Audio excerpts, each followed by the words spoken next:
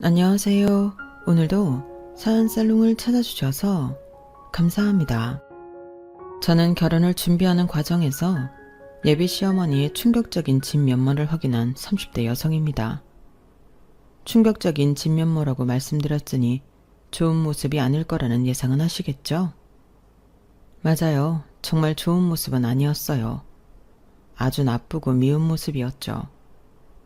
예랑이와 정말 운명이라고 생각했던 제가 이런 시부모님을 만나 저 스스로 행운아라고 생각했던 제가 파혼까지 했으니까 말이에요.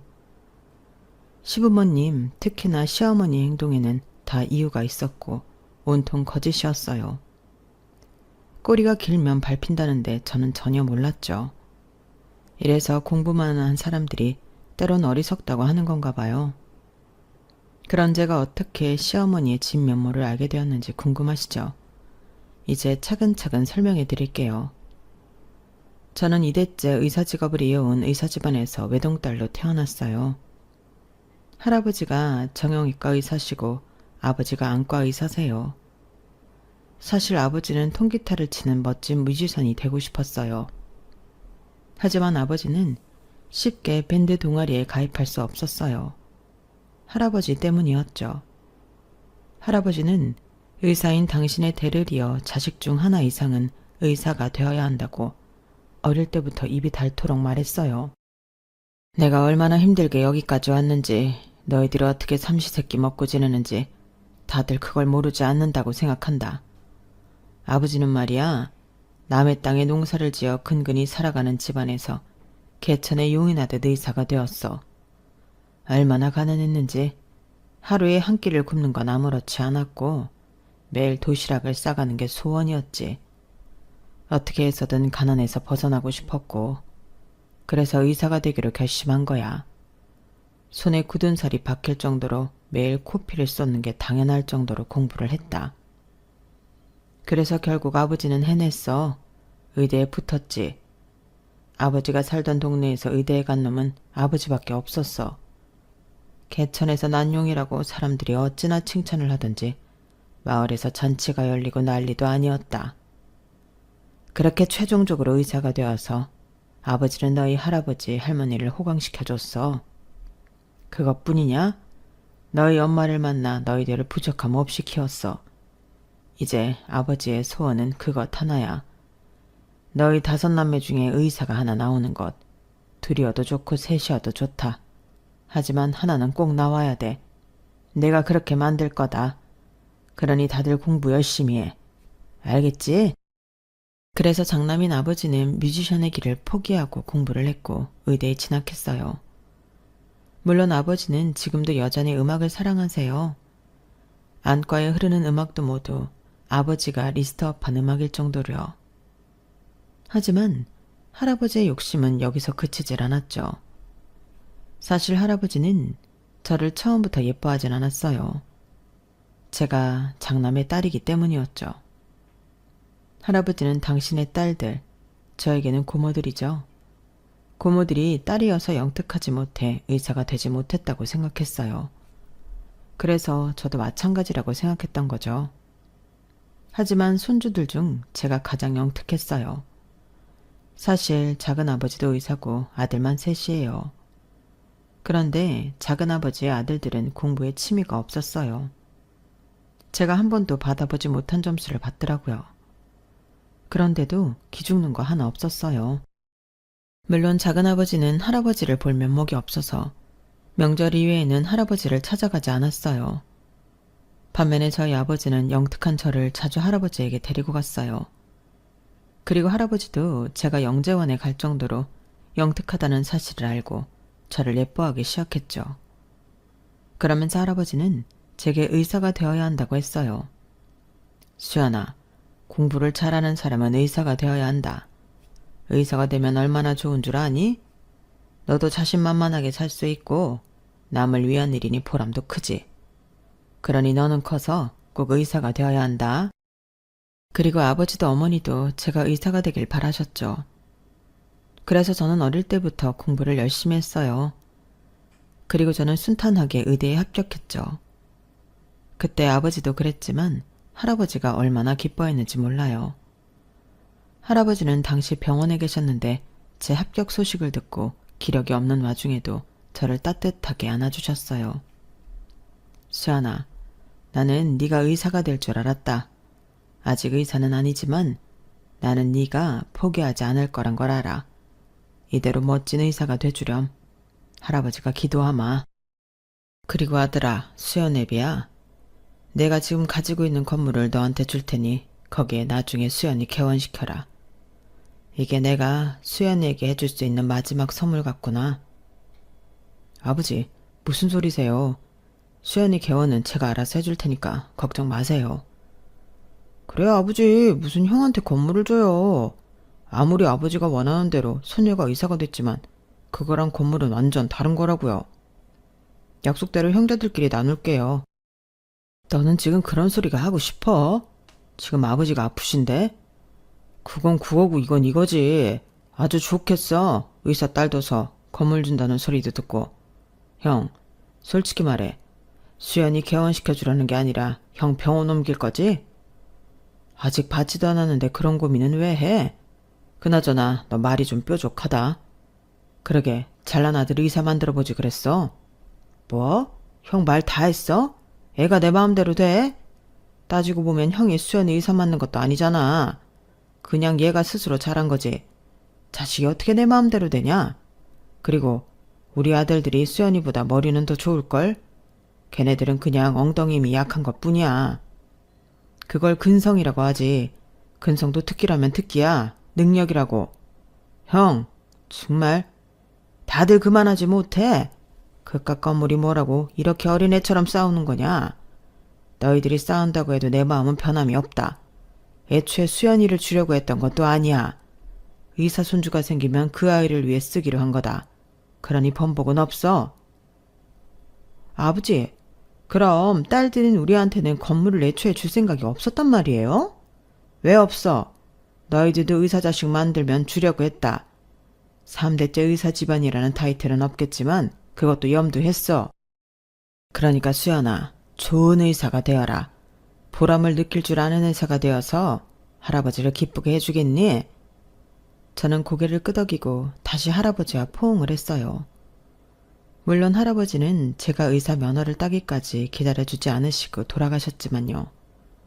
그래도 하늘에서 다 지켜보고 계실 거라고 생각해요.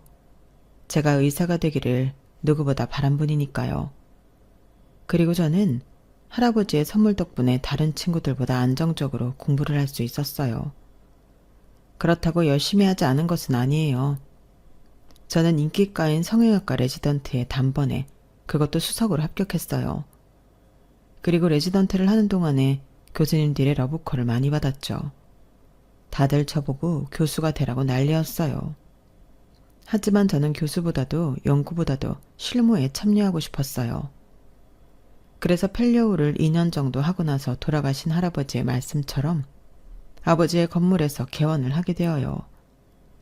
제가 개원을 하자 저를 아껴주신 교수님들, 같이 공부한 동기, 선후배들, 그 밖의 지인들이 분에 넘칠 정도로 축하를 해주었죠.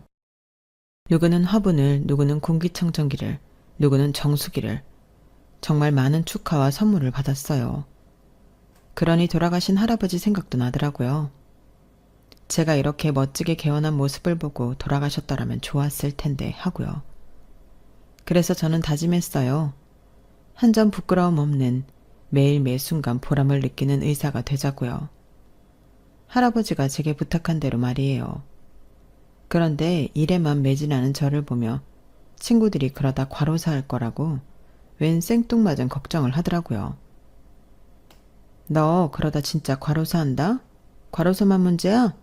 우리도 잘 안 만나고 연락도 잘 안 되고 그러면 너 나중에 늙어서 고독 살 수도 있어. 왜 만나자마자 불길한 소리야. 나 아직 안 죽어. 너 병원 영업시간 끝나도 논문 보고 그러느라 늦게 퇴근하지. 주말에도 또 논문 보고. 아니면 병원 출근하고 그러는 거 누가 알아줄 것 같아? 자기 몸도 챙기면서 해야지. 누가 몰라줘도 돼. 나만 알면 되지. 그리고 너희들도 알아주잖아. 우리 할아버지 이야기 전에도 해줬지? 그래서 난 우리 할아버지를 봐서라도 꼼수 안 부리고 환자를 더 깊이 생각하고 자주 보람을 느끼는 의사가 되어야 해. 우리 할아버지도 그랬거든. 우리 할아버지는 봉사도 다니고 그랬는데 난 영 시간이 안 되네. 야, 네가 지금 봉사할 시간이 어딨니? 분기별로 만나는 우리 모임도 겨우 나와놓고서. 그래도 우리니까 오래 만나고 너를 아니까 이해하는 거지. 애인도 우리처럼 이해하지 못할걸? 모태솔로한테 그런 말 해서 뭐하니? 너 정말 연애도 안 할 거야? 모태솔로는 아니다. 나 그래도 대학생 때 연애해봤어. 뭐, 그 일주일 만난 거? 그것도 연애로 쳐준다니? 우린 안 쳐준다. 우리는 너 모태솔로라고 생각해. 아, 기억난다. 네가 공부하는데 방해된다고 차버린 그 남자 말하는 거지. 맞다. 얘 자기 얼굴 보러 도서관 왔다고 우리한테 그 남자애 막 욕하고 그랬잖아. 그러더니 연락처 다 차단하고 잠수 탔었지?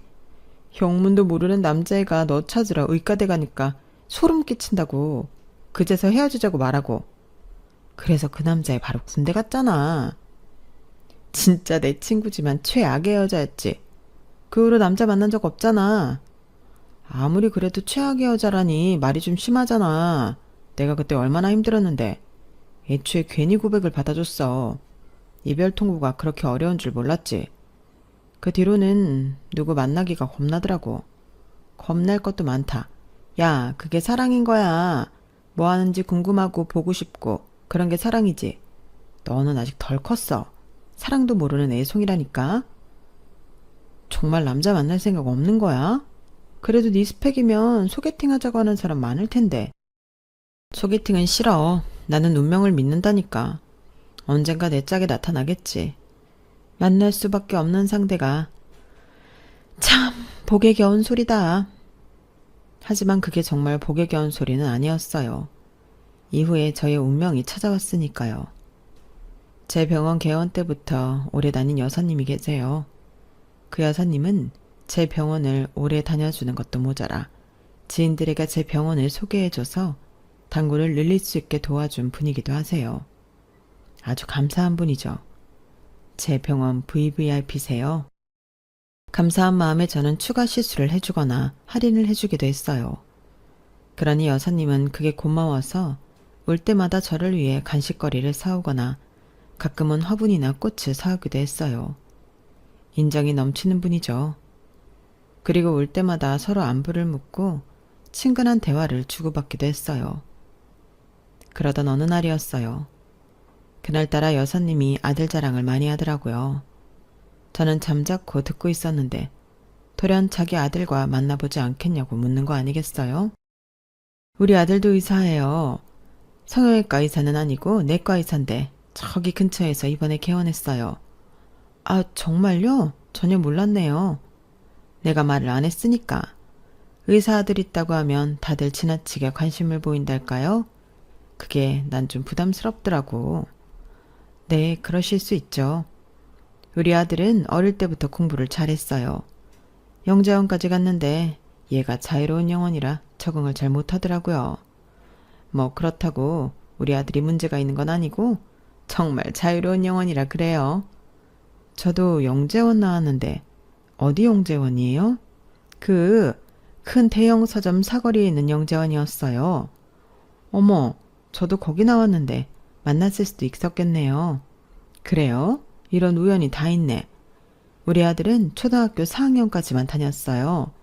그런데 우리 아들이 의사 선생님보다 나이가 많아서 마주치지 못했을 거예요. 아, 그러시구나. 의사 선생님 나이가 어떻게 됐죠? 저 올해 36이에요. 어머, 우리 아들이랑 2살 차이네. 딱 좋다. 2살이면 딱 좋지. 안 그래요? 아, 네, 그렇죠. 우리 아들이 또 내 말을 얼마나 잘 들어주고 다정하다고요. 원래 엄마한테 잘하는 애들이 와이프한테도 잘한다니까? 이 휴대폰, 이것도 우리 아들이 바꿔준 거예요. 내가 통화가 잘 안 된다고 한마디 했는데 그날 바꿔주더라니까? 내가 딸도 하나 있는데 걔는 영 딴판이에요. 딸 하나 여자를 안 부럽다더니 우리 집은 완전히 반대라니까? 아드님이 정말 다정하신가 봐요. 의사 선생님도 다정한 남편이 좋죠. 게다가 우리 아들은 의사고 이제 막 개원해서 앞으로 떼돈 벌 일만 남았다니까? 이런 기회를 놓치면 안 돼요. 기회요? 선생님, 우리 아들이랑 만나볼래요? 내가 정말 선생님 같은 며느리를 얻는 게 소원이었어서 그래. 그리고 내가 의사 선생님을 오래 봤잖아. 성격도 그렇고 겉보기도 그렇고. 게다가 부부가 둘 다 의사면 얼마나 좋아. 서로 고충도 더 잘할 테고 의지도 되고. 안 그래요? 아무리 그래도 너무 갑작스러워서요. 같은 영재원 나온 것도 인연인데 부담 없이 한번 만나봐요. 물론 후회 안 할 거라고 나는 100% 장담해요. 여사님이 그렇게 자기 아들과의 소개팅을 권유했고 저는 얼떨결에 여사님 아들 휴대폰 번호를 받았어요. 그럼 나중에 그 번호로 연락해봐요. 내가 미리 아들한테 의사 선생님한테 연락 갈 거라고 말해놓을게요. 그렇게 여사님이 병원을 나가고 처음에 저는 받은 번호로 연락을 하지 않을 생각이었어요. 소개팅은 싫다고 전에도 말씀드렸잖아요. 하지만 이상한 끌림이 있었어요. 물론 단골 고객을 이런 이유로 잃을 수 없다는 생각도 있었지만 인심이 좋고 다정한 여사님을 보면서 저는 이런 시어머니라면 결혼을 해도 좋을 것 같다고 생각했으니까요. 그래서 저는 소개팅을 나가게 되었어요. 그리고 저는 소개팅도 완벽한 운명의 자리가 될 수 있다는 걸 알았죠. 소개팅은 휴대폰 번호를 받은 그 주 주말에 이루어졌는데요. 저는 레스토랑에 들어가자마자 여사님의 아들이 누구인지 알 수 있었어요. 물론 여사님과 닮은 외모 때문이기도 하지만 느낌이 왔거든요.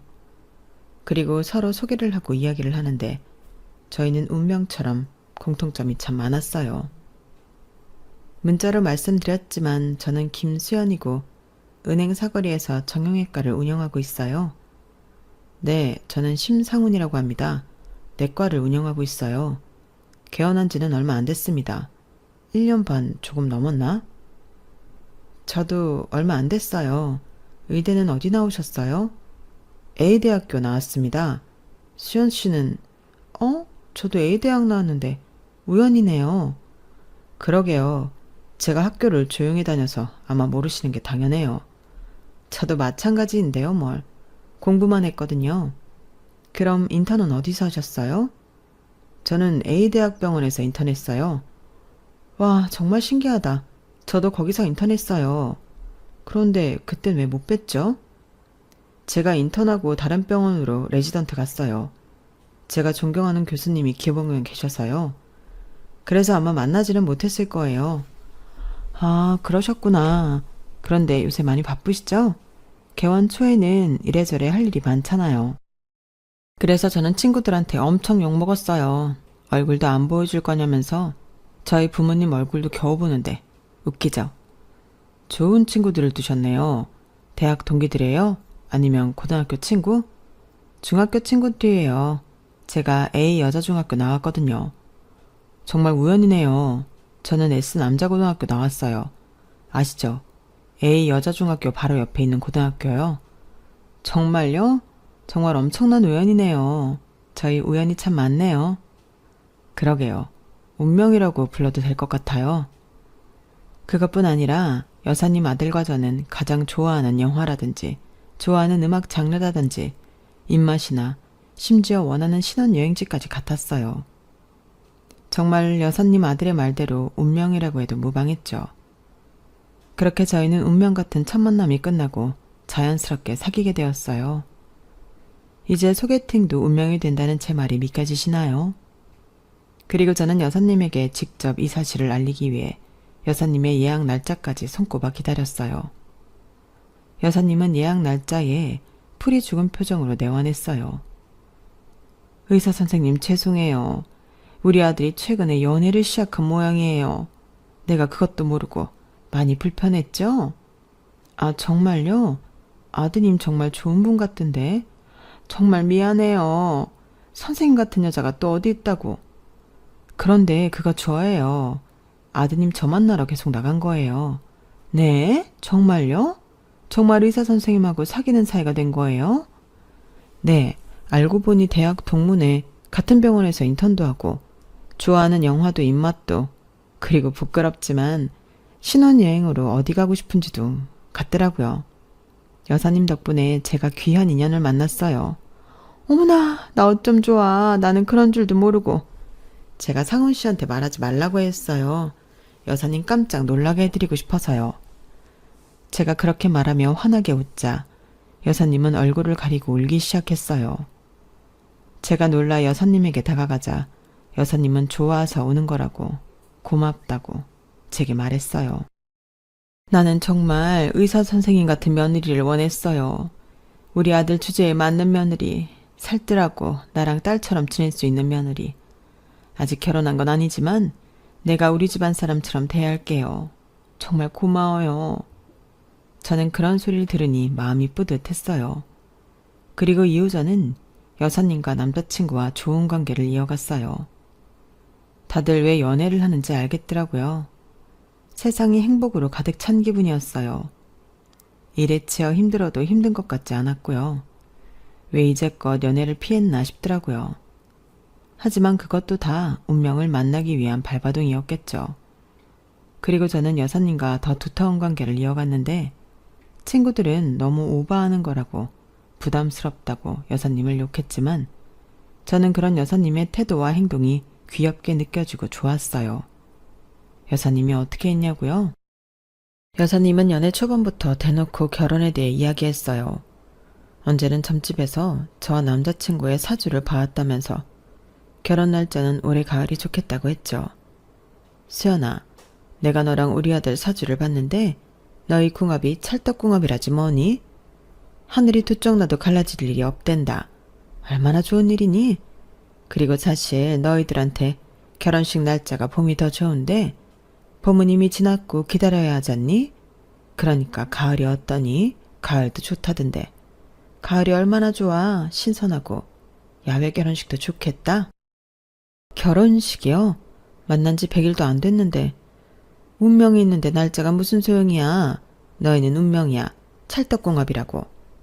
어차피 헤어지지 않을 거 결혼식을 미뤄서 뭐하니? 어머, 그럼 지금부터 나도 관리해야겠다. 어머님 말씀은 잘 알겠어요. 하지만 너무 일러요. 저희가 결혼이 그렇게 급한 것도 아닌데 저희가 천천히 알아서 정할게요. 천천히 하다가는 안 하는 것만도 못해. 둘이 마음이 맞을 때 버려야지. 아직 점심 안 먹었지? 오늘은 제육볶음이다. 어머님은 매일 점심마다 제 도시락 싸서 오시면 안 귀찮으세요? 우리 며느리 점심 챙겨주는데 귀찮은 게 뭐 있어. 나는 행복해. 네 점심 만들어서 같이 먹는다는 게 얼마나 행복한데? 아, 정말 맛있을 것 같아요, 어머님. 최고. 여사님은 저와 남자친구의 결혼을 무조건적으로 찬성했고 지지도 했어요. 그리고 매일 점심마다 저를 위해 도시락을 싸우셨고 늘 함께 먹고 갔죠. 저는 그게 너무 감동이었어요. 그리고 더 큰 감동이 있었어요. 그해 제 생일날이었어요. 저희 집은 사실 챙이를 챙기진 않아요. 저희 아버지는 의사, 저희 어머니는 고등학교 수학교사로 모두 이과생이세요. 그래서 실용적이고 생산적인 걸 좋아하고 지나친 의미부여를 싫어했죠. 그래서 생일을 챙긴 적이 없어요. 돌 때 이후로 없었죠. 그런 제가 처음으로 생일날 미역국을 먹었어요. 제 생일을 어떻게 알았는지 그날 도시락으로 여사님이 미역국을 싸오셨더라고요. 아주 따뜻하게 보온병에 넣어서요. 게다가 반찬은 소고기 장조림에 잘 익은 김치, 잡채, 계란말이. 정말 따뜻하고 감동적인 한상이었어요. 그리고 여사님의 지휘 아래 같이 일하시는 간호사분들이 제 케이크를 들고 진료실로 들어왔어요. 축하 노래를 듣고 초에 불을 끄는데 눈물이 나더라고요. 물론 친구들도 저에게 생일 축하를 해준 적이 있지만 그것도 여사님이 해준 것은 달랐어요. 저를 가족이라고 생각하는 분이니까요. 제가 울자 여사님과 동시에 간호사들도 당황했지만 모두 저를 안아주며 토닥여주더군요. 저는 너무 감동했어요. 그리고 결혼을 결심했어요. 결혼을 하겠다고 말하니 예비 시부모님은 저를 저녁 식사에 초대했어요. 그리고 제 가족에 대해 물었죠. 그럼 우리 수연이 부모님은 뭐 하시니? 저희 아버지는 의사세요. 그리고 어머니는 고등학교 수학교사로 계셨고요. 퇴직하시고 집에 계셨다가 최근에 같이 근무하던 수학 선생님이란 수학학원 차리셨어요. 아버지가 의사라고? 네, 저희 아버지도 의사고 돌아가신 저희 할아버지도 의사셨어요. 저희 할아버지 소원이 자식이 의사가 되는 거였고, 그리고 다음엔 손주 중 하나가 의사가 되는 거였는데 제가 할아버지 소원을 이뤄드렸죠. 어머, 기특해라. 그럼 3대째 의사 집안인 거네. 게다가 우리 아들까지 하면 그냥 의사 집안이네. 너희 부모님이 참 좋아하겠다. 그러실 것 같아요. 저희 아버지한테도 상훈 씨가 자랑일 거예요. 그래, 그렇겠지. 우리 아들이 자랑이겠지. 아직 모르시니? 물어보지 않으셔서 말씀드리진 않았어요. 얘는 그런 건 자랑을 해야지. 아빠는 좋겠네, 의사 사이 생겨서. 이렇게 말이야. 그래, 우리가 얼마나 힘들게 상훈이를 키웠다고. 너희 시아버지가 공장장이었지만 그래도 아들 하나 의대 보내는데 돈이 좀 드니? 너희 부모님도 우리 고충을 알 거다. 안 먹고 안 입고 아껴서 보낸 거 아니겠니? 그런데 수연이는 고정 수입이 어느 정도 되니? 그래도 월세 내고 이러면 많이 남지는 않지? 저는 월세 안 내요. 아버지 건물에서 개원한 거라 월세는 따로 안 내요. 관리비 정도만 내서 괜찮아요. 뭐? 아버지 건물이라고 그게? 네, 저희 할아버지가 저 개원시켜주라고 아버지한테 상속한 건물이에요. 그럼 아버지는? 아버지도 개인 병원 한다며? 그 건물도 설마? 그 건물은 저희 외할머니 건물이에요. 그래서 아버지도 따로 월세 안 내세요. 그럼 외할머니는 너희 어머니한테 상속한대? 아마 그러실 것 같은데 아직 정정하세요. 아직도 매일 아침에 산책 나가시는데요. 그래, 이래야지. 이게 맞는 거지. 네? 아니, 우리 아들이 드디어 제 짝을 만났구나 싶어서. 우리 아들이니까 너처럼 귀한 애를 만나지 안 그러니? 내가 우리 아들 뼈 빠지게 키운 보람이 있어. 그러면서 시어머니가 시누이가 깎은 복숭아를 제 입에 넣어주었어요. 그리고 시누이가 칼을 내려놓고 핀잔을 줬죠. 엄마 아빠는 좋겠네. 그렇게 분수에 맞춰서 살라더니 엄마 아빠 분수에 맞는 며느리 둬서 앞으로 꽃길만 있겠어? 너는 말을 왜 그렇게 가시도치게 하니? 듣는 새언니 기분 나쁘겠다. 그럼 엄마 말이 틀렸어? 사람이 분수에 맞춰 살아야지. 너는 복숭아나 깎아. 시누이가 궁시렁거리며 마저 복숭아를 깎았고 저는 불편한 기분이 들었지만 그냥 넘어갔어요. 그리고 저는 결혼 준비를 시작했고 결혼 준비는 대부분 시어머니와 함께 했어요. 얘랑은 개원한 지 얼마 되지 않아 저보다 시간이 더 없었거든요. 그래서 시어머니는 매일 병원으로 저를 찾아왔고 함께 결혼 준비를 했어요. 그리고 그날이 왔어요. 시어머니와 예물을 보러 가기로 한 날이요. 그날은 처음부터 뭔가 이상했어요. 시어머니가 진료실로 들어오자마자 도장이 있냐고 묻더라고요. 아가야, 지금 도장 있니? 네, 도장이야 있죠. 왜요? 그럼 이 서류에 도장 찍어라. 이건 혼인신고서잖아요. 그래, 우리 아들 건 우리 아들이 작성한 거야. 너희들 바빠서 시간 없잖아. 이런 건 빨리빨리 해치워야 한단다. 그러니까 너도 빨리 작성해서 도장 찍고 오늘 나랑 가서 서류 내고 오자꾸나. 네? 상훈 씨랑 시골리고 천천히 하기로 했는데 그런 말은 안 하던가요? 그런 말 없던데? 상훈이도 말만 그렇게 하지. 빨리 너랑 법적으로 부부가 되고 싶지. 안 그래? 너는 남자 마음을 영 모른다. 그러더니 시어머니는 정말 제가 혼인신고서를 작성하고 도장을 찍기를 기다렸어요. 저는 좋게 시어머니를 타일렀죠. 그러니 시어머니는 예랑이와의 결혼에 마음이 떠났냐고 다그쳤어요. 너 설마 우리 상훈이랑 결혼하는 거 싫니? 마음이 뜬 거야? 아니요, 어머님. 제가 왜 그러겠어요. 저희 상견례도 다 했고 그럴 리 없잖아요. 다만 저는 이런 문제는 상훈 씨랑 둘이 상의하고 싶을 뿐이에요. 내가 껴서 기분 나쁘다는 소리니? 너 그렇게 안 봤는데 말을 서운하게 하는구나. 서운하게 들리셨다면 죄송해요. 그래도 저희 두 사람이 법적으로 부부가 되는 일인데 같이 가서 제출하고 싶어요. 그게 더 의미가 있잖아요. 어머님은 마음이 너그러우시니까 제 마음을 이해할 거예요. 그렇죠, 어머님? 이해하시죠? 절대 어머님이 껴서 불편한 게 아니에요. 제가 그렇게 말하자 시어머니는 마음이 누그러졌는지 아무 말도 안 했어요. 그리고 저희는 예물을 보러 갔죠. 그런데 시어머니가 생전 묻지도 않던 저희 부모님 안부를 묻더라고요. 사돈 어른들은 잘 계시니? 병원이랑 하고는 문제 없고? 네, 아버지 병원에는 사람이 늘 많아요. 왜 어머님도 그전부터 저희 아버지 안과 아셨다고 했잖아요. 다니기도 하셨고요. 저희 아버지 연세는 있으시지만 아직 열정이 넘치셔서 계속 하실 것 같아요. 어머니도 마찬가지고요.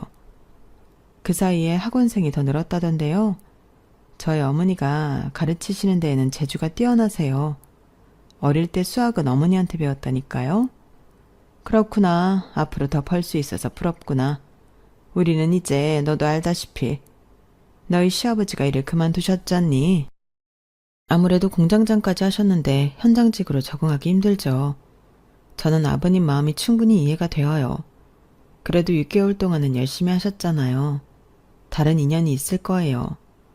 그걸 언제까지 기다리니? 그리고 너희 시아버지 이제 다 늙었어.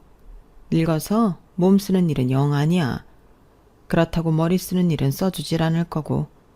그래서 내가 걱정이 이만저만이 아니야. 그러시겠어요. 그래도 노후 준비하셔야 하는데. 그래서 그런데 너희가 우리한테 용돈을 줄 수 없겠니? 네? 많이는 바라지 않으마. 한 달에 200만 원? 300만 원 안에서 너희가 용돈만 주면 그래도 우리가 숨통이 트일 텐데. 아니 빈말이 아니라 사돈 어른들은 아쉬울 게 없잖아. 그러니 나눠줄 거 한꺼번에 준다고 생각하고. 그건 제가 나중에 상훈 씨랑 상의해 볼게요. 그래. 그리고 네 병원 있는 건물은 언제 네 명의가 되는 거니? 사돈 어른 돌아가시면? 참, 기약이 없구나.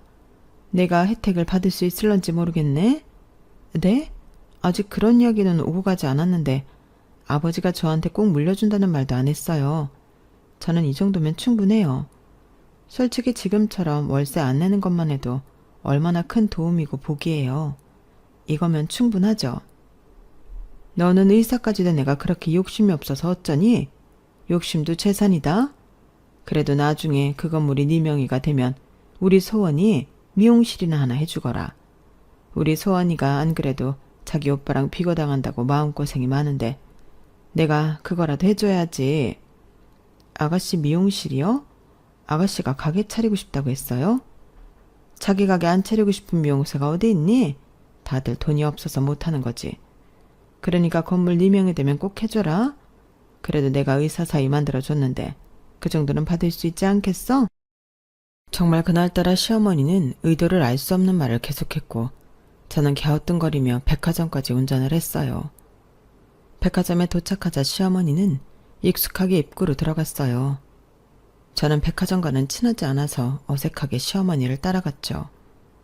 그리고 시어머니가 거침없이 걸어가더니 한 주얼리 매장으로 들어갔어요. 평소에는 어디를 둘러보자고 소녀처럼 떠들던 시어머니였는데 그날은 거침이 없었죠. 직원이 시어머니를 보더니 놀란 표정을 지었어요.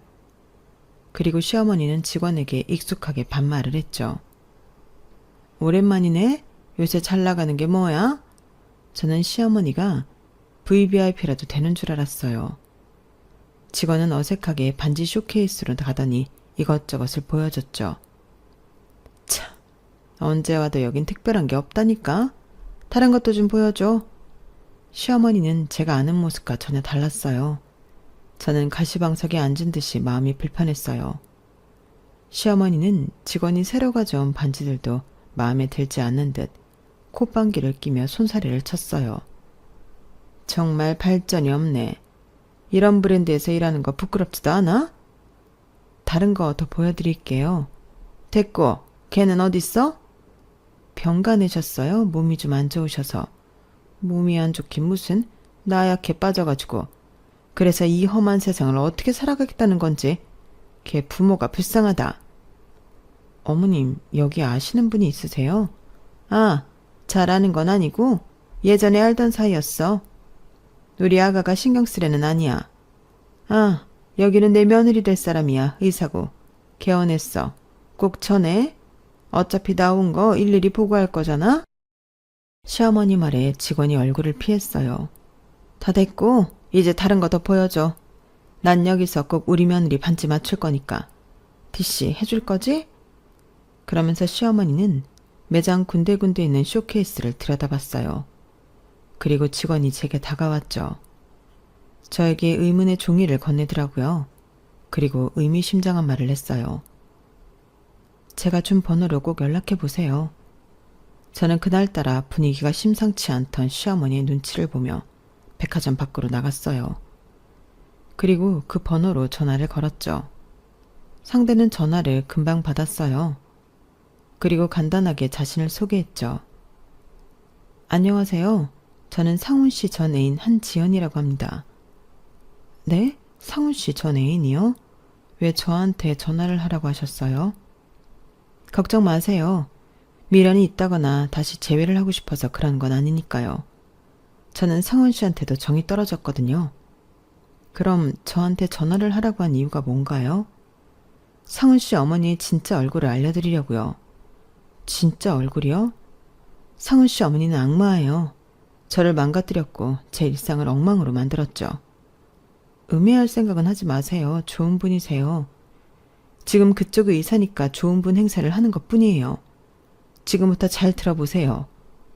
저기요. 저는 상훈 씨랑 6년을 교제했고 2년쯤 만났을 때 상훈 씨 부모님을 처음 만났어요. 그때부터 상훈 씨 어머니는 절 좋아하지 않았죠. 제가 백화점에서 물건이나 파는 여자라는 게 싫었던 모양이에요. 게다가 집안도 넉넉치 않아 절 미워했어요. 하지만 저희는 꿋꿋이 사랑했어요. 저희는 서로 힘든 시기를 같이 극복해가며 두터운 사랑을 했어요. 그리고 당연히 결혼까지 할 생각이었고 상훈 씨도 개원을 하면 결혼을 하자고 했죠. 물론 그동안에도 상훈 씨 부모님이 저를 탐탁치 않게 생각했지만 한때라고 생각했어요. 자식 이기는 부모 없다잖아요. 그래서 저는 매주 상훈 씨 부모님을 찾아가 밥도 해드리고 과일도 깎아드리고 비위도 맞추고 그랬어요. 그리고 마침내 상훈 씨가 개원을 하게 됐어요. 개원을 하고 저희는 결혼 준비를 시작했고 겹경사로 아이까지 생겼어요. 아이요? 정말이에요? 네, 상훈 씨 아이를 임신했어요. 저희는 이렇게까지 했는데 반대하실 리 없다고 생각했어요. 찾아가 말씀드렸죠. 하지만 반대하더군요. 대놓고 아이를 지으라고 말했어요. 저 같은 여자한테 귀한 우리 핏줄을 넘길 수 없다고까지 했고요. 그럼에도 저희는 결혼을 할 생각이었어요. 예식장도 다 알아봤고 웨딩드레스도 맞췄죠. 그런데 매일, 정말 매일 상훈 씨 어머니가 매장으로 찾아와 깽판을 부렸어요. 주얼리가 뒤엉켜 엉망이 되고 제 머리카락을 뜯기고 발로 걷어차이고 결국엔 스트레스로 하혈까지 했어요. 설마 아이가 잘못되었나요? 아니요. 아이는 무사했어요. 하지만 수도 없이 저를 욕하고 비난하고 결국 저희 부모님한테까지 가서 깽판을 치는 걸 보니 무얼 위해 여기까지 왔나 싶더라고요. 그래서 상훈 씨 어머니가 원하는 대로 반강제로 잘못된 선택을 했죠. 상훈 씨 어머니가 지켜보는 앞에서 진행되었어요. 믿겨지시나요? 전 결코 그 선택을 원하지 않았어요. 상훈 씨도 동의했어요. 나쁜 자식이 사인을 했더군요. 그래놓고 연락도 받지 않았어요. 그렇게 헤어졌어요. 이게 정말 사실인가요? 더한 사실은 그로 인해 제가 평생 불임이 되었다는 거예요. 이게 사람 인생을 망친 거지 뭔가요? 그 사람들은 살인자예요. 아닌가요? 거린이 절대 그 집안 사람과 가족이 되지 마세요. 아마 그쪽에게 접근한 것도 의도적일 거예요. 의도적이라고요? 지금 그 매장에 간 것도 저를 엿먹이라고 하는 거라고요. 아니, 의도적인 접근이라니 무슨 말이에요? 상훈 씨가 저랑 만날 때부터 의사며느리 노래를 불렀어요. 그리고 자기가 자주 가는 성형외과 의사가 애인이 없는 것 같다고 다리를 놔줄 생각이라고 그랬다고요. 여자들은 운명을 좋아하니까 운명처럼 판을 짤 거라고 그랬어요. 운명처럼요? 그게 무슨 말이죠? 상훈 씨 그 대학을 졸업한 건 맞아요. 하지만 인턴은 다른 대학병원에서 했어요. 그리고 상훈 씨 남고가 아니라 공학 나왔고요. 아마 입맛도 좋아하는 영화도 진짜와 다를 거예요. 다 맞춘 거니까요. 믿을 수가 없어요. 그럼 지금 내가 그리로 가죠. 가서 보여줄게요. 그리고 잠시 후 여자는 정말 매장으로 들어왔어요. 심하게 야윈 모습이 딱 봐도 사연 있는 여자 같았죠. 시어머니는 그 여자를 보더니 가짠타는 듯이 여자를 비웃었어요. 네가 웬일이니? 갑자기 고속도로 날아가면 당황할 것 같아서 미리 말해드리려고요. 제가 예전부터 매너가 있었잖아요. 어머님이랑 다르게. 내가 어떻게 아직도 네 어머님이니? 그럼 아줌마라고 부를게요. 아줌마, 저 아줌마 고소할 거예요. 무슨 권리로? 무슨 이유로?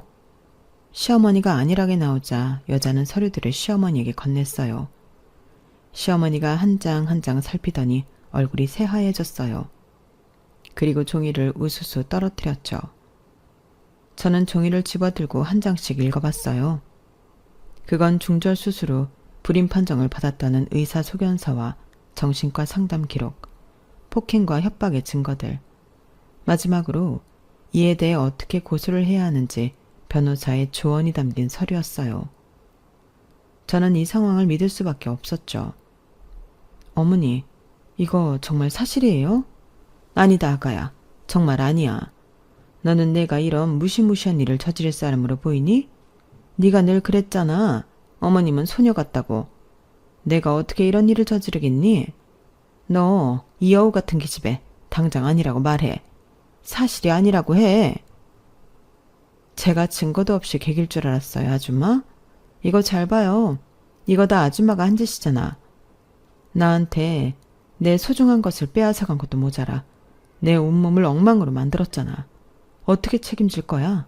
내 인생 어떻게 책임질 거냐고. 넌 어차피 우리 아들의 짝이 될 수 없는 애야.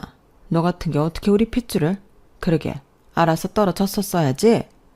더 말할 것도 없어요, 아줌마. 내가 오늘 당장 고소할 거니까. 기다려요. 법정에서 보자고요. 누가 이기는지. 그렇게 여자가 매장을 나섰고 저와 시어머니는 어색하게 차를 타고 집으로 돌아갔어요. 그리고 저는 예랑을 만났죠. 예랑은 과거를 순순히 인정하더라고요. 그리고 저를 만난 순간부터 지금까지 모두 거짓이라는 것도 인정했어요. 이제껏 모두 거짓말이었다고?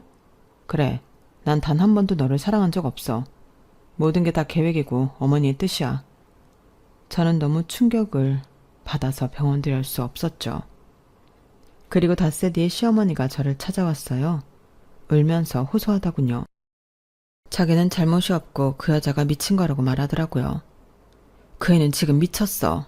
아니, 원래부터 제정신이 아니었어. 정말 고소를 했다니까? 아가야, 나 좀 도와줘라. 너 아는 변호사 없니? 있지? 너 정말 이대로 내가 감옥 가게 할 거야? 저는 듣다 화가 나서 소리를 빽 질렀어요. 제가 험한 소리를 낸 건 그때가 처음이어서 시어머니가 화들짝 놀라 딸꾹질까지 하더라고요. 저는 최대한 진정하고 계속 딸꾹질을 하는 시어머니를 쳐다봤어요. 그리고 차분하게 말했죠. 어머님, 죄를 지으셨으면 달게 받아야죠. 아는 변호사요? 많고 많아요. 그 중에 유능한 변호사, 모래사장에 모래알 만큼 많아요. 그런데 제가 왜 어머님을 도와드려야 하죠?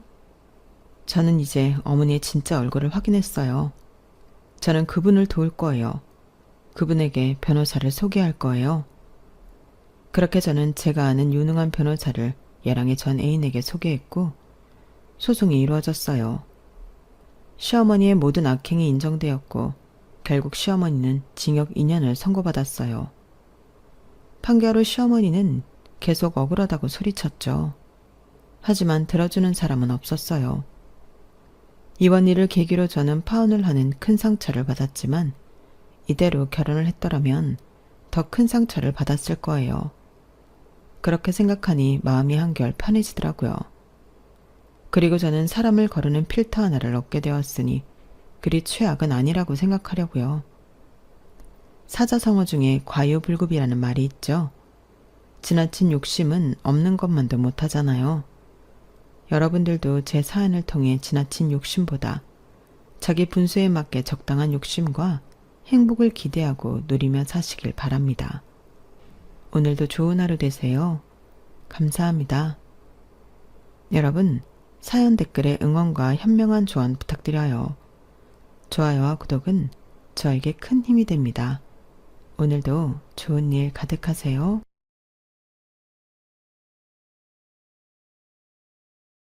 안녕하세요. 오늘도 사연살롱을 찾아주셔서 감사합니다. 40대 초반 의료사업을 하고 있는 여자입니다.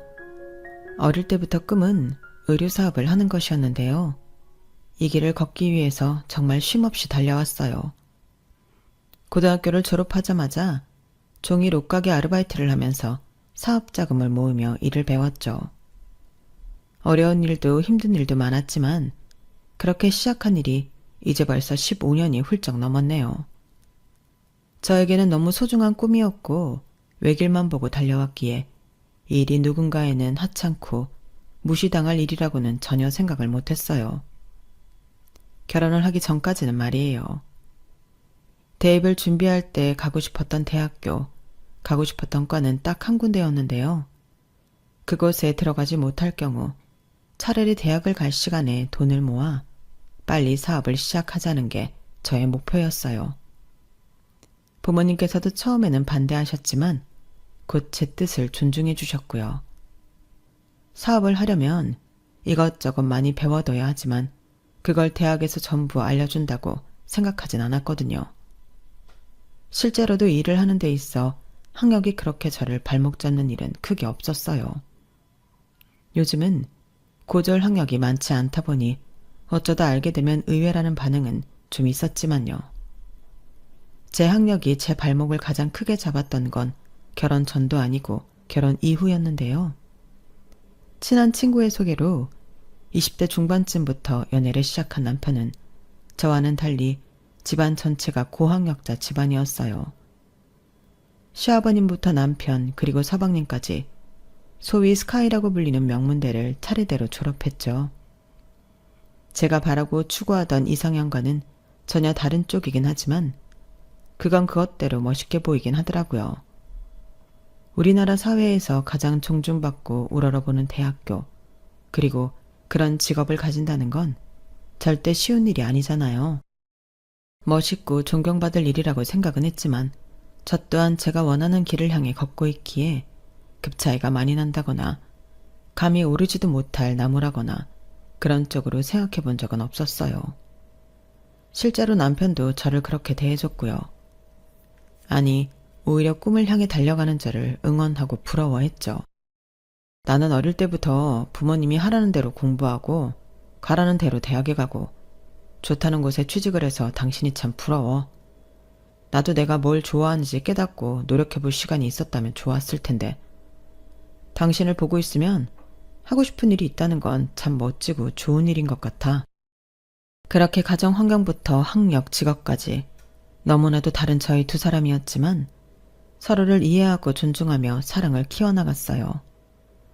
3년간의 연애 끝에 남편의 청혼을 받아 결혼을 결심했고 아직 사업이 안정화되진 않았지만 이런 사람이라면 평생 반려자로 두어도 좋겠다 싶었죠. 처음 인사를 드리러 갔을 땐 제가 이런 결혼 생활을 하게 될 거라곤 상상도 못했어요. 시아버님은 일찍 돌아가셨고 시어머님과 시동생에게만 인사를 했거든요.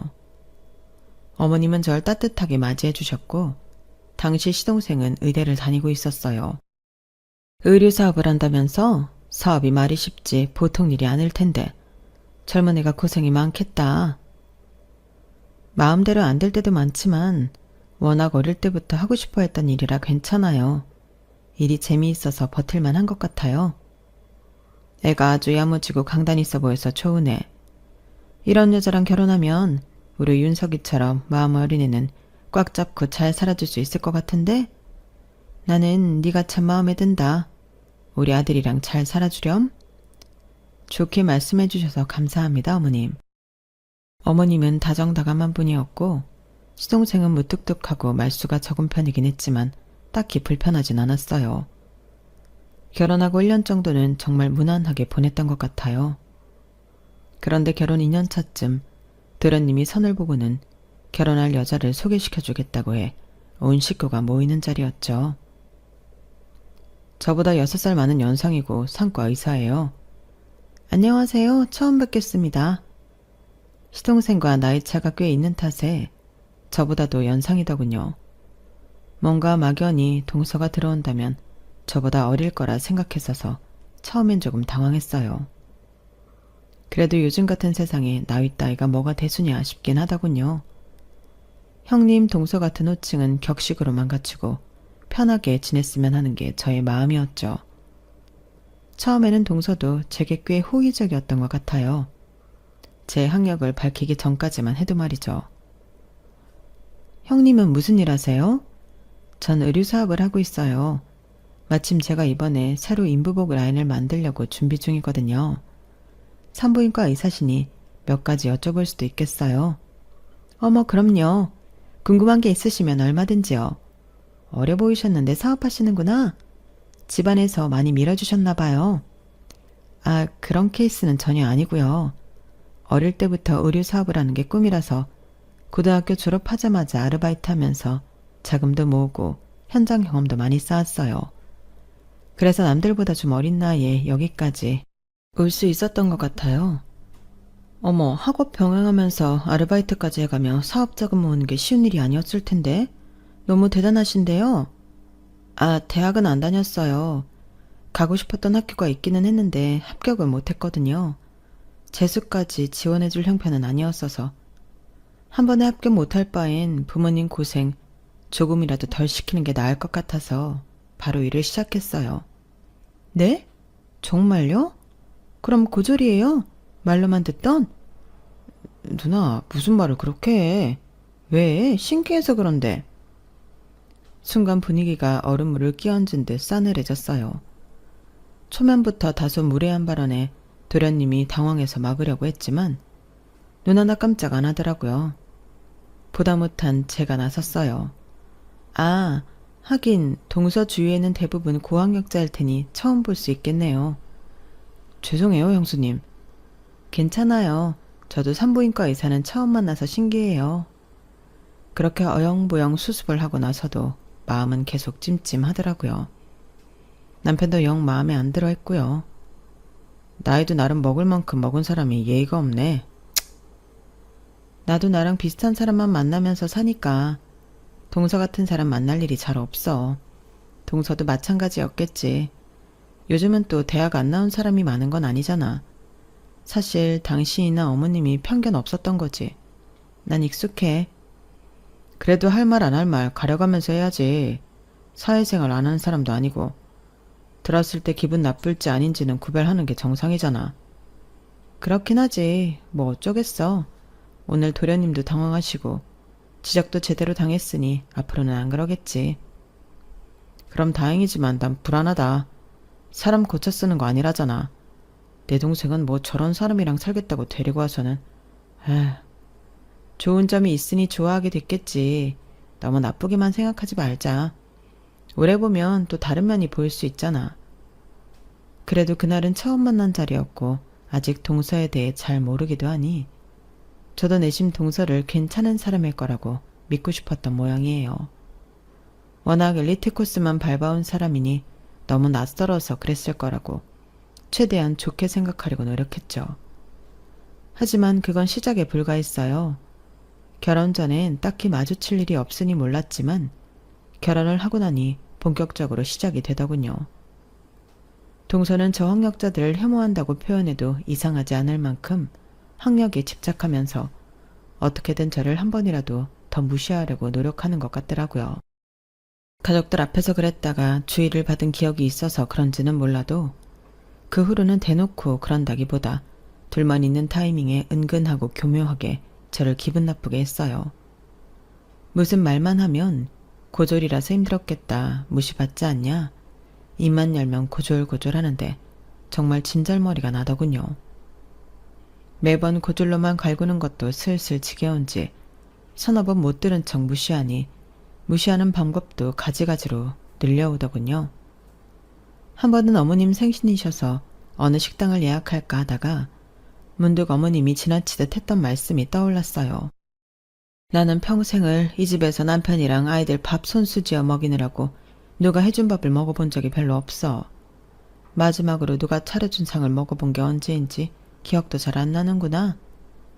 딱히 며느리들한테 상 차려달라고 한 말씀은 아니었고 살아온 이야기를 하시면서 지나가듯 하신 말씀이었지만 이상하게 그 말씀이 가슴에 콕 와닿더라고요.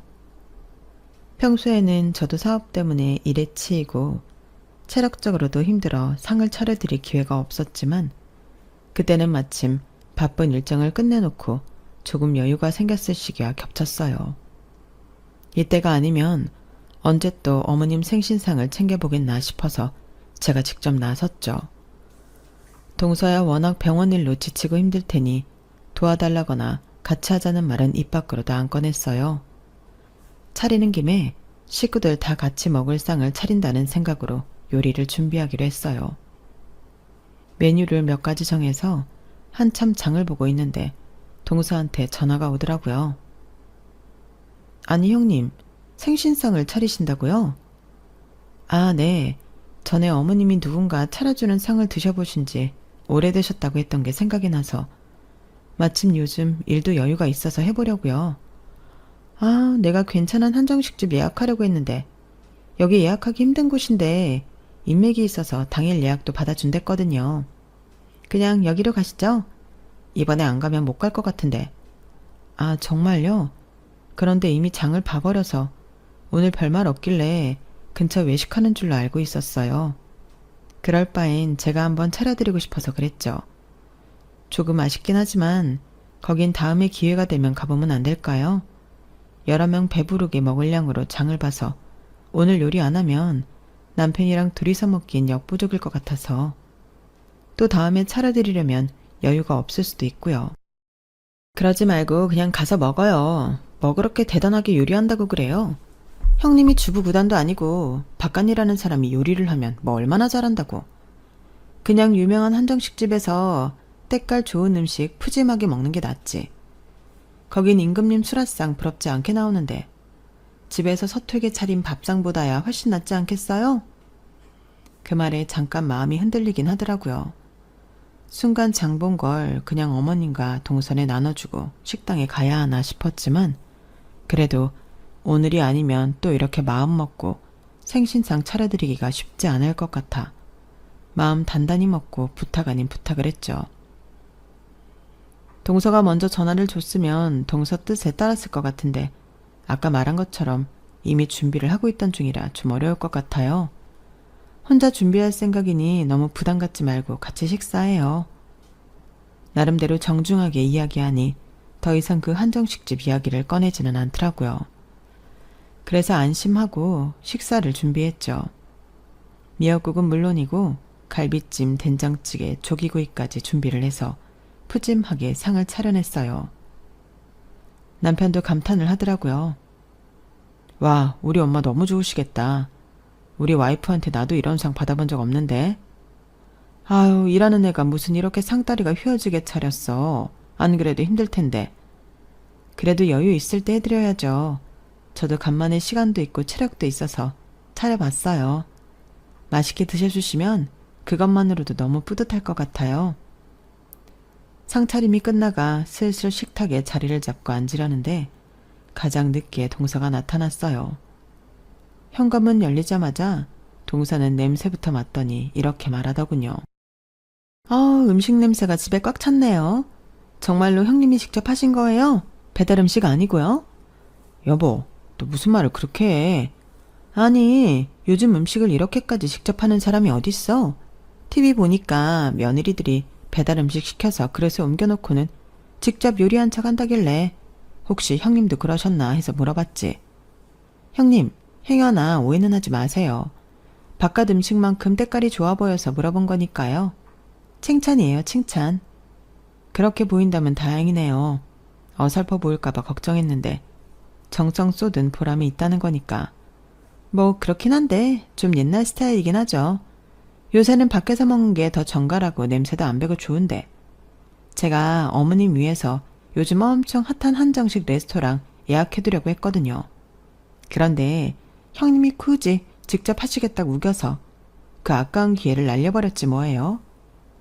나름 사회 시선 신경 안 쓰고 자유롭게 살아온 분이라 사고가 유연하실 줄 알았는데 이럴 땐 또 고지식한 면이 있으시더라고요. 다른 건 몰라도 이렇게나 뜬금없이 제 정성을 또 저의 학력이 연관되는 말로 내려치려고 하니 속에서 울컥 감정이 올라오더라고요. 그때였어요. 어머님께서 미역국을 한술 뜨시더니 이렇게 말씀하시더군요.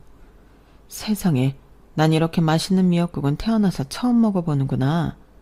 내 입맛에 맞춰 내가 만든 미역국보다 훨씬 맛있어.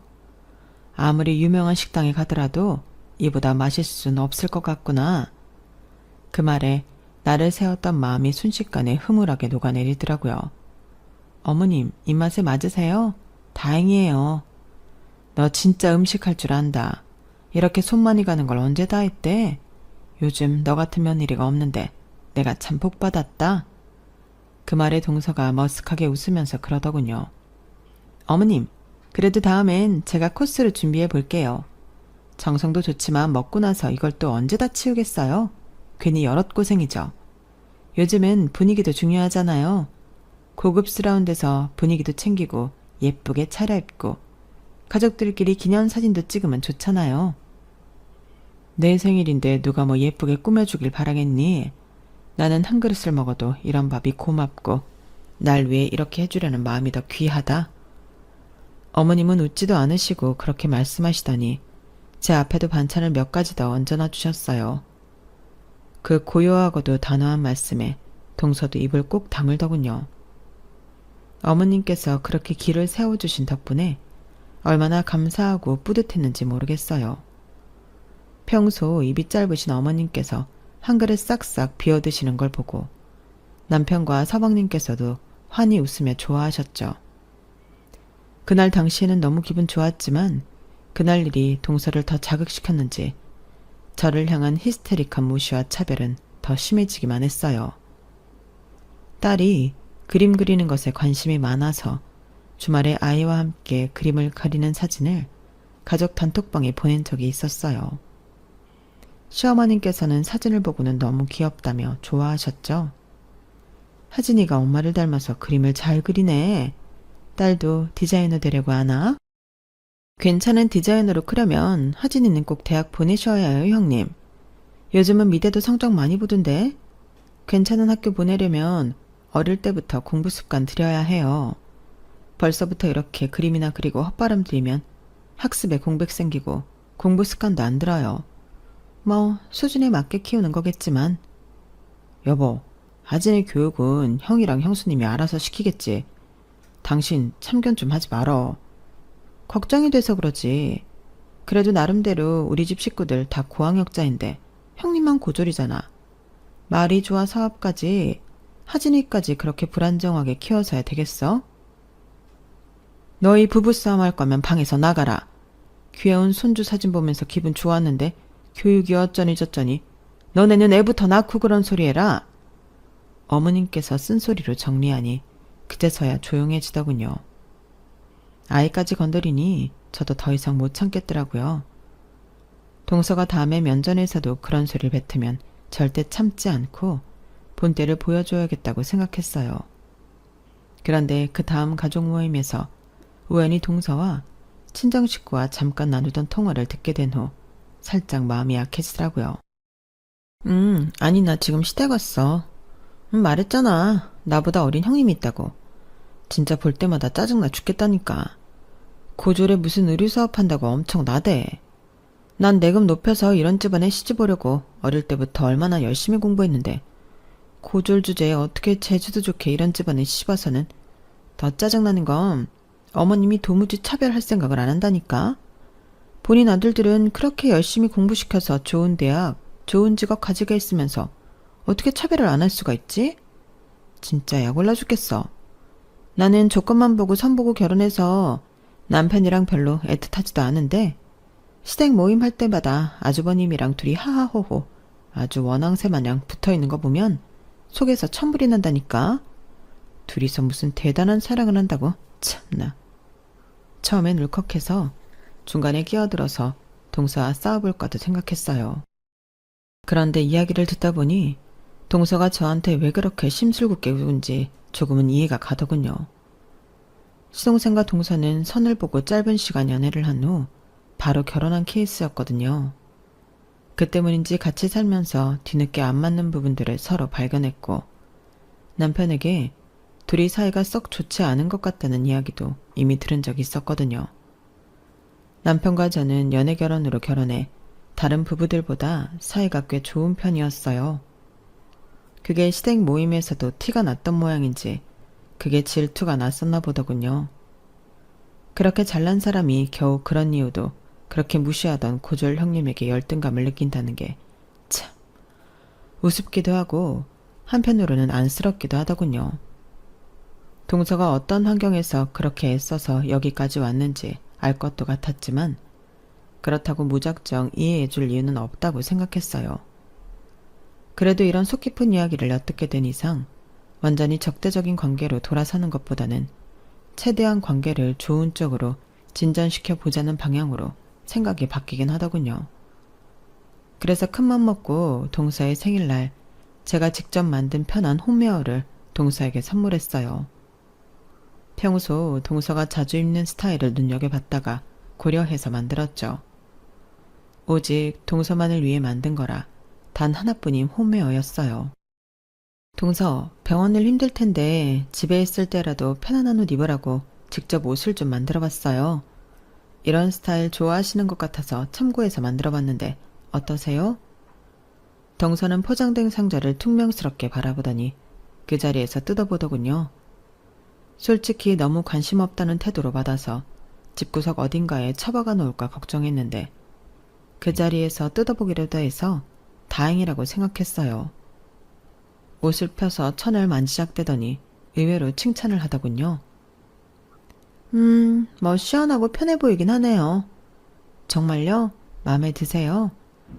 근데 이건 너무 형님 나이 때 입을 만한 옷이네요. 형님 나이 때 집에서 일하는 주부들이 입기에 딱 괜찮겠는데요.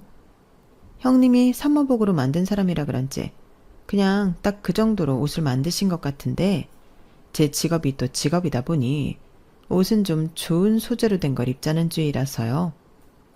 저도 옷 좋아해서 딱 만져보면 알거든요. 이런 가성비 옷은 잘 때 입기도 좀 그런데 집안일 할 때 입기엔 괜찮을 것 같은데 우리 집은 이모님이 집안일을 해주셔서요. 디자인도 제가 입기엔 좀 촌스러운 것 같고 뭐 그래도 어떻게 잘 입어볼게요. 다른 건 그렇다 쳐도 디자인 이야기는 정말 황당하더군요. 이렇게 꼬투리 잡을 걸 예상하고 일부러 동서가 자주 입는 스트라이프 셔츠랑 비슷한 색감, 비슷한 디자인으로 만든 셔츠형 원피스였거든요. 이건 동서가 자주 입는 셔츠랑 거의 비슷하게 만든 건데? 어이가 없어 일부러 말끝을 흐리니 동서도 뭔가 깨달았는지 갑자기 얼굴이 시뻘개지더군요. 아니 그 옷은 그냥 내가 대충 입을 때 입는 옷이거든요. 시댁 오면 집안일 해야 할 수도 있으니까. 그래서 집안일 할 때나 입겠다 한 거예요. 성희는 고마워요. 와다다 말을 쏟아내는 걸 보니 꽤나 당황한 것 같더라고요. 기껏 본인 생각해서 열심히 만들어줬는데 저런 소리나 하니 저도 인간이다 보니 기가 막히고 화가 나더군요.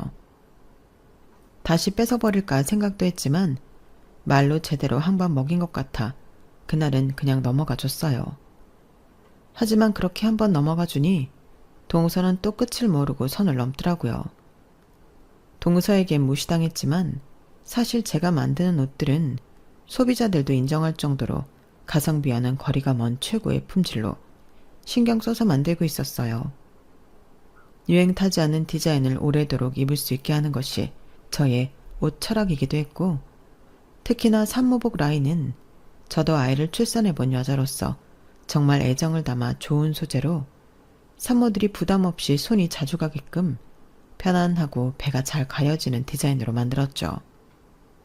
그러다 보니 어느 순간부터 입소문을 타서 한 매체에 소개가 되었고 그때부터 사업이 날개를 달고 성장하기 시작했어요. 처음에는 산모복으로 유명해졌지만 마케팅 담당 직원들이 센스 있게 홍보를 시작하면서 다른 온라인들도 인기를 얻게 되어 매출이 급상승하게 되었죠. 사업이 잘 되기 시작하니 그동안 저를 응원해줬던 가족들, 주변 사람들을 더 챙기게 됐어요. 무슨 일이든 항상 무모하게 뛰어드는 저를 늘 잘 될 거라고 믿고 곁에서 묵묵하게 응원해줬던 게 너무 감사하다는 생각이 들었거든요. 그렇게 시댁에도 제 사업이 번창하고 있다는 소식이 전해지게 되었어요. 세상에 역시 일을 좋아하는 마음으로 열정을 가지고 한 우물만 파니 빛을 보는 날이 오는구나. 나도 네가 가져다주는 옷들 정말 잘 입고 있었다. 예쁜데 편하기까지 하니 잘 안 될 리가 없지. 너무 축하해. 어머님께서도 정말 자식 일인 것처럼 기뻐해 주셔서 몸둘 바를 모르겠더군요. 엄마, 내가 말했잖아요. 우리 와이프 진짜 대단하다고. 나는 이 사람 이렇게 잘 될 줄 알았다니까? 내가 다른 건 몰라도 사람 보는 눈 하나는 기가 막히지. 그래, 너 잘났다. 너 와이프한테 잘해. 이렇게 대단한 와이프 눈 밖에 나서 집에서 쫓겨나지 않도록. 아이 참, 엄마는? 남편 역시 제가 이 사업에 얼마나 진심이었는지 제일 가까이에서 오랫동안 지켜봐온 사람이었기에 사업이 잘 되니 자기 일보다 더 기뻐하며 여기저기 자랑을 하고 다녔어요. 시댁에서도 그렇게 팔불출처럼 자랑을 하니 부끄러우면서도 기분이 좋았는데 그렇게 화기애애한 분위기가 영 마음에 안 들었는지 가만히 듣고만 있던 동서가 결국 찬물을 끼얹더군요. 근데 뭐 지금 당장 잘 되는 건 너무 축하할 일이긴 하지만 좀 긴장하셔야 할 때인 거 아닌가? 사업이라는 게 원래 잘 될 때도 있고 안 될 때도 있고 이렇게 상승세면 바로 다음에 하락세가 기다리고 있을지도 모르는 일인데 사업이 안정적인 직업도 아닌데 너무 이렇게 마음 놓고 다 끝난 것처럼 마냥 기뻐할 일은 아닌 것 같아요. 앞으로가 중요한 거 아닌가? 여보, 당신은 무슨 이 상황에 그런 얘기를 해. 형수님, 신경 쓰지 마세요. 너무 축하드립니다. 이 사람도 축하하는데 좀 혼자 진지한 면이 있어서 그런 거예요. 왜? 내가 못할 말한 것도 아니고. 다들 너무 들떠 계시니까 그러면 안 될 것 같아서 말씀드리는 거예요. 요즘 SNS에 반짝 입소문 타서 잘 됐다가 소리 소문 없이 사라지는 의류 매장이 얼마나 많은데 다 한때 흐름 잘 타서 감성파리로 운영하다가 잘 되면 벼락부자 되는 줄 알고 날강도처럼 운영하다가 망해버린다고요. 그러니까 괜히 가격 올리지 말고 지금처럼 딱 가성비, 감성파리용 컨셉 잘 유지해서 초심 잃지 말고 장사하세요. 장사꾼들이 꼭 잘 되면 가격 올려고 팔릴 줄 알고 고급하니 뭐니 하려다 망하더라고. 동서, 걱정 마세요. 내 장사는 내가 알아서 잘할 테니까. 그리고 동서가 뭔가 우리 의류 컨셉을 잘 모르나 본데 그렇게 가성비 감성파리용 컨셉도 아니거든요. 충고를 하려면 뭘 알고 했으면 좋겠네요. 그래야 내가 귀담아 듣는 척 참고라도 하지. 가족들이 전부 보는 앞에서 그렇게 제대로 먹인 건 처음이라 그런지 동서 얼굴이 아주 볼만하더라고요. 얼굴부터 귀까지 시뻘개져서는 씩씩대며 밖으로 나갔고 그 뒤를 서방님이 한숨을 푹푹 쉬며 따라 나갔어요. 참, 사연을 알고 봐서 그런지 몰라도 두 사람 사이가 심각하게 안 좋아 보이긴 하더라고요. 그렇게 열등감에 절여져 제 성공을 비아냥거리는 모습을 보니 한때 안쓰럽게 생각했던 마음조차 싹 사라졌어요. 저런 성격이니 서방님과도 저렇게밖에 못 살지 제가 동정해야 할 이유조차 못 느끼겠더군요. 그날 일 이후로 저와 동서 사이에는 더 찬 찬바람만 쌩쌩 불었어요.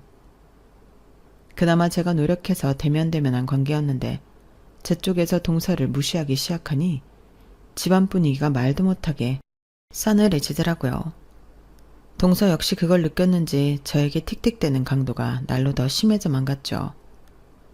반응을 안 하고 투명인간 취급을 하니 어떻게든 제 심기를 건드려 보려고 안달이 난 사람처럼 굴었어요. 하다 트집 잡을 게 없으니 병원에 오는 환자들, 간호사들 학력까지 들먹어가며 제 심기를 긁으려고 노력하더군요. 그럴수록 지쳐가는 서방님과 한심하다는 듯 질려하는 어머님의 표정은 동서만 똑바로 보지 못하더군요. 그러다 결국은 사건이 터졌어요. 이런 삭막한 분위기를 개선해보려고 하셨는지 어머님께서 동서의 생일날 동서와 저를 초대해서 집밥을 해주시겠다고 하셨어요. 남편들 없이 여자들끼리 시간을 좀 보내면 어떨까 해서 너희도 직장 생활하랴 집안일 하랴 누가 지어주는 밥 못 먹어본 지 꽤 됐지? 오랜만에 나도 솜씨 좀 발휘해볼까 해서 솔직히 만날 때마다 일부러 저를 저격해서 못된 말만 하는 동서를 굳이 만나고 싶진 않았지만 어머님의 의도를 알 것 같아 거절하는 게 쉽지 않더라고요. 그래서 그냥 가기로 했어요. 동서는 본인 생일에 어머님께서 생일상을 차려주겠다는데 안 올 이유가 없었겠죠. 그렇게 처음으로 남자들은 빼놓고 시댁 여자들만 모임을 하게 됐어요. 어머님께서는 혼자 어떻게 다 하셨는지 상도 푸짐하게 차려내셨더라고요. 어머님 너무 고생하셨어요. 일찍 부르시지. 아유, 아니야. 이 정도는 해야 다들 여기까지 온 보람을 느낄 거 아니니. 맛있게 먹어주고 즐겁게 보내다 가면 그걸로 충분해. 어머님께서 이렇게 하시니 오늘은 동서가 무슨 말을 하더라도 불편한 기색 내뱉지 않고 즐거운 척 있다가 가야겠다 싶었어요. 다행히 동서도 어머님의 정성에 조금은 감격한 느낌이었고 기분이 좋아 보이더라고요. 어머님께선 우선 예민한 동서 기분을 좀 풀어놔야겠다 싶으셨는지 동서에게 잘 안 하시던 칭찬도 늘어놓으시더라고요.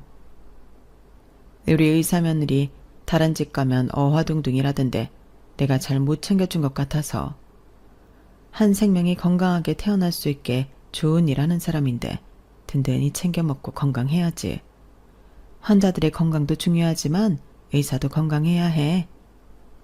감사합니다, 어머님.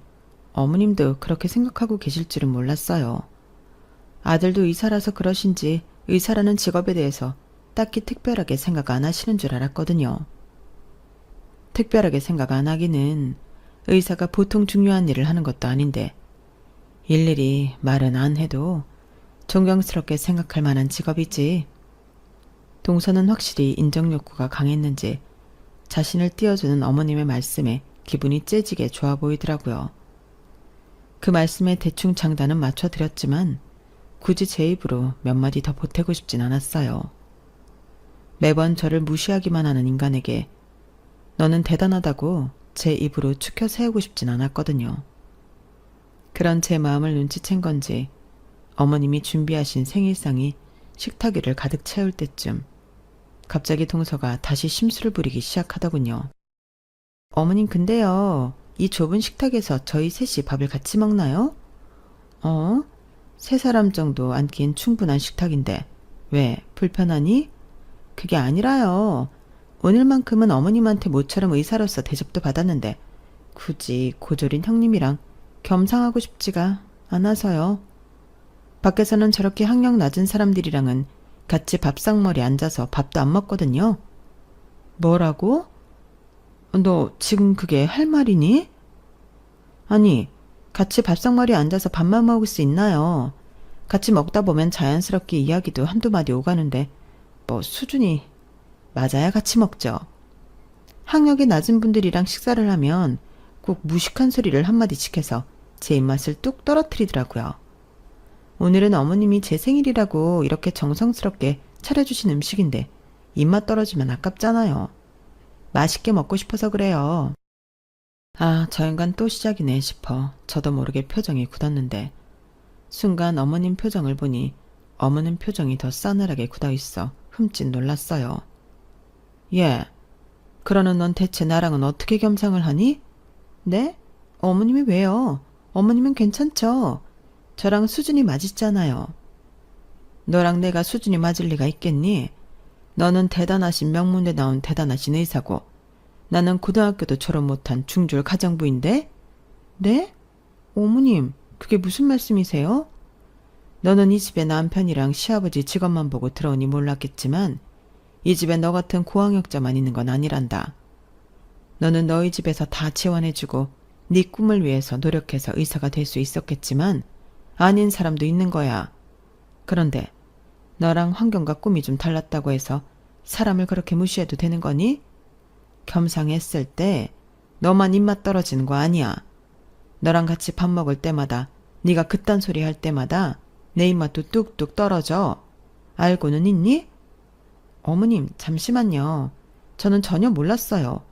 어머님이 중졸이신지요? 왜? 몰랐으면 이 집안에 시집도 안 왔을 거니? 내가 시집살이 할 때 시부모님이 꼭 너 같았어. 사람들이 제 위치에서 제각각 열심히 살아내고 노력하고 있는데 그런 노력과 진심 같은 건 하나도 몰라주고 오직 학력 얘기만 꺼내면서 못 배워서 그렇다, 수준 떨어진다, 같은 소리만 하면서 사람 마음 짓밟는 거. 하도 그런 짓을 밥 먹듯이 해대니 몰랐겠지만 그거 엄청 악질이야. 내 작은 아들이 어쩌다 이런 여자를 만났는지 내가 매번 불쌍해서 가슴이 미어지다가도 우리 가족이니 받아들이자. 잘해주다 보면 그 삐뚤어진 마음도 나아지겠지 해서 노력했는데 너는 더 이상은 안 되겠다. 너는 어떻게든 너보다 어린 네 형님 짓밟고 싶었겠지만 네가 짓밟은 건 한 사람만이 아니야. 네가 그동안 한 말들 내가 다 담아두고 있었다. 어머님은 갑자기 벌떡 일어나시더니 안방으로 가 핸드폰을 가져오셨어요.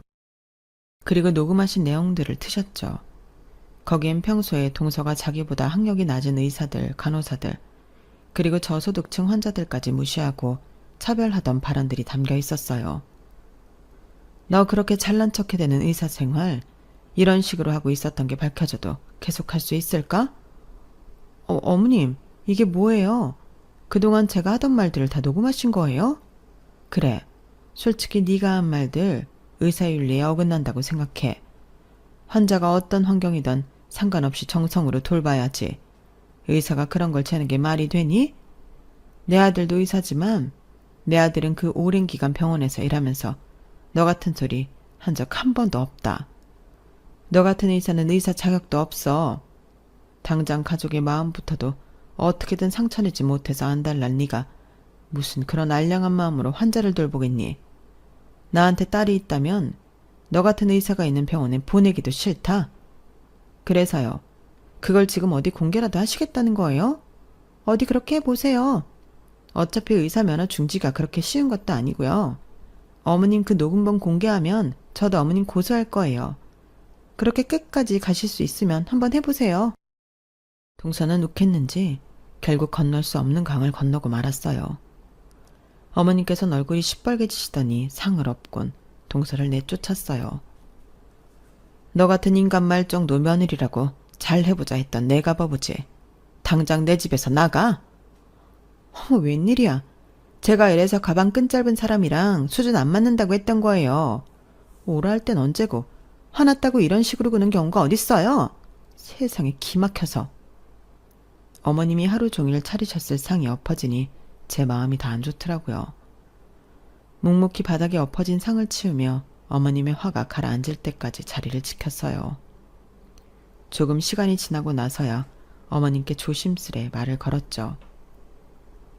어머님이 올리시겠다고 한 말씀은 아니었는데 동서가 뭔가 단단히 착각을 한 모양이네요.